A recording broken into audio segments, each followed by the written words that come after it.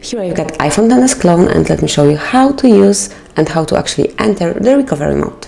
So at first you have to switch off your device, tap on power key and volume down key, hold them for about 3 seconds and then slide to power off. Once your device is locked, just tap on power key and volume up key and hold them until you are in boot load menu.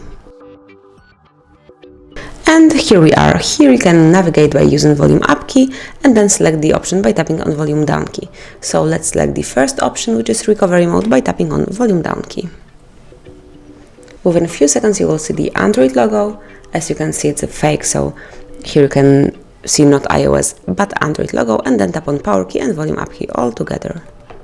And now we are in recovery mode, and here one from the options are reboot system now, reboot to bootloader, apply update from ADB, and many others. You can wipe data here, wipe cache partition, backup user data, and all the others. So as you can see, you can navigate here by using volume up and volume down keys, and then you can select the option by tapping on power key.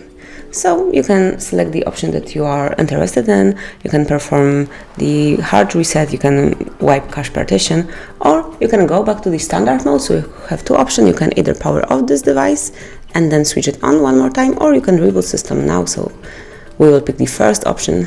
This one is more safe, so just tap on power key now to select it.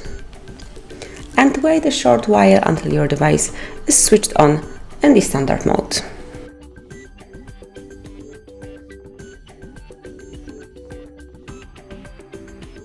So that's it. Now we are back in standard mode and normal one, and we can use our device normally, so we can send messages, call our friends and all the others. So thank you for watching, please subscribe our channel and leave the thumbs up.